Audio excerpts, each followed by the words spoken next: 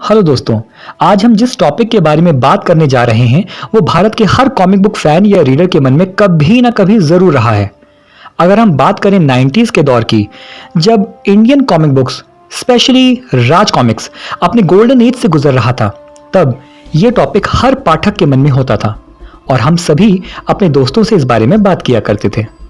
और वो टॉपिक है कि राज कॉमिक्स के दो सुपरस्टार सुपर हीरोज नागराज और सुपर कमांडो ध्रुव के बीच में अगर युद्ध हो तो कौन जीतेगा। तो आइए फ्रेंड्स, शुरू करते हैं इस एपिक डिबेट को। Who will win the fight, Nagraj और सुपर कमांडो ध्रुव। यूं तो ये टॉपिक बिल्कुल वैसा ही है जैसे बैटमैन वर्सेस सुपरमैन में कौन जीतेगा, मगर गौरतलब है कि आज से कई साल पहले हम इनसे कहीं ज्यादा इंटरेस्टेड अपने भारतीय सुपर हीरोज में होते थे। ऑब्वियसली बिकॉज तब भारत में डीसी या मार्वल कॉमिक्स की अवेलेबिलिटी उतनी नहीं थी और ना ही उनको बड़े पर्दे पर देखा गया था जैसा कि आज का समय है। शायद यह कहना सही होगा कि इस महायुद्ध को पहली बार देखने और पढ़ने का मौका हमें मिला राज कॉमिक्स द्वारा प्रकाशित प्रलय कॉमिक बुक में। वैसे तो आज का पाठक जो नेशनल और इंटरनेशनल कॉमिक बुक्स का एक्सपोजर पा चुका है, वो इस प्लॉट को सुनकर शायद इसे मजाक में ले, लेकिन ये बात आज से लगभग 20 साल पुरानी है, जब हम लोग खुद 20 साल के नहीं थे।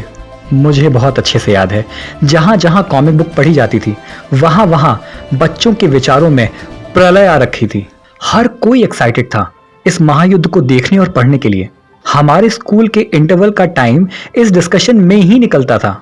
आज सोचकर लगता है कि वो क्या जबरदस्त थ्रिल हुआ करता था किसी कॉमिक बुक को पढ़ने का। तो फाइनली कौन जीतेगा, नागराज या ध्रुव? नागराज नाग सम्राट है, सैकड़ों हजारों सांपों का असीमित बल है उसमें। वो विष फंकार छोड़ सकता है और विष फंकार छोड़कर अपने प्रतिद्वंदी को बेहोश या मार भी सकता है। उसमें सम्मोहन शक्ति भी है जो हमने शुरुआती कॉमिक बुक्स में खास तौर से कई बार देखी थी, और उसकी अद्भुत नाग रस्सी जिसका प्रयोग वो हवा में झूलने के लिए ही नहीं बल्कि उसका प्रयोग किसी को कैद में करने के लिए और अलग अलग शस्त्र और उपयोगी वस्तुओं को बनाने के लिए भी करता था, जैसे पैराशूट, सर्पजाल। ध्रुव का दिमाग और दृढ़ इच्छा शक्ति उसकी सबसे बड़ी शक्ति रही है। अनगिनत लड़ाइयों में ध्रुव ने अपनी इन शक्तियों का प्रयोग करके बड़े बड़े विलन्स को धूल चटाई है। उसका मानसिक बल बिना किसी सुपर पावर के उसको उसके प्रतिद्वंदियों पे विजय दिलाता है। उसकी शारीरिक फुर्ती उसके बचपन के सर्कस में बीते जीवन की देन है। अगर कभी नागराज और ध्रुव के बीच में युद्ध हो ही गया तो यह कहना बिल्कुल सही होगा कि अगर कोई आम इंसान नागराज के सामने आता है तो वो नहीं टिक सकता। सिर्फ एक सुपर पावर का इस्तेमाल और लड़ाई खत्म कुछ सेकंड्स में। लेकिन ध्रुव हार जाए ये तो हो नहीं सकता, क्योंकि साधारण होते हुए भी ध्रुव असाधारण है।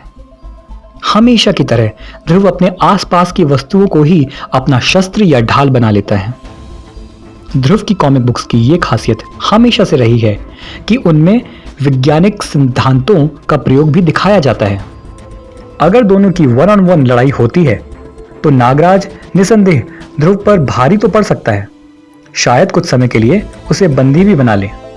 लेकिन ध्रुव को कैद में रखने की कोशिश कई विलन कर चुके हैं, लेकिन कभी सफल नहीं हुए।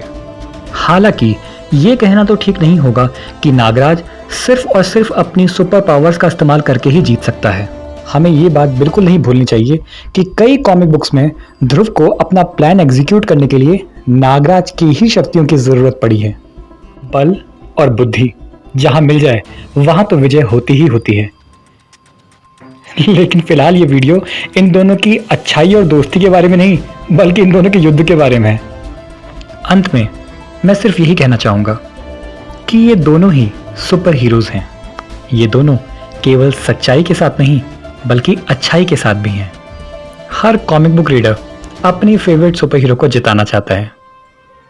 मैं अपील करना चाहूंगा राज कॉमिक्स के पब्लिशर से कि इतने सालों बाद शायद एक बार फिर वो समय आ गया है कि हम नागराज और सुपर कमांडो ध्रुव को एक साथ एक कॉमिक्स में युद्ध करते देखें। प्रलय कॉमिक्स में तो वो युद्ध अधूरा ही छूट गया था। लेकिन मेरी विनती है, और शायद मेरे जैसे हजारों सैकड़ों कॉमिक बुक फैंस की भी ये विनती होगी, रिक्वेस्ट होगी, कि एक बार फिर से इन दो दिग्गजों को एक साथ लड़ाया जाए। शायद ऐसे ही किसी धमाकेदार स्टोरी प्लॉट का रीडर्स को इंतजार है। ड्राइंग हाउस ने अपने चैनल पे आए हुए कई सारे आर्टिस्ट, राइटर्स और पब्लिशर्स से भी इस बारे में बात करी।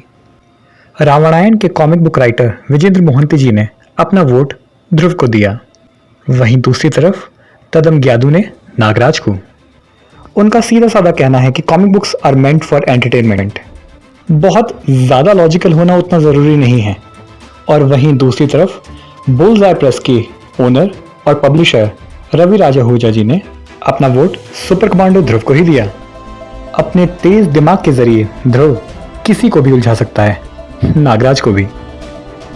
फेमस एनिमेशन, वेब सीरीज और television series writer Swapnil Narendra ji ने complete vote super commando Dhruv के ही नाम किया है।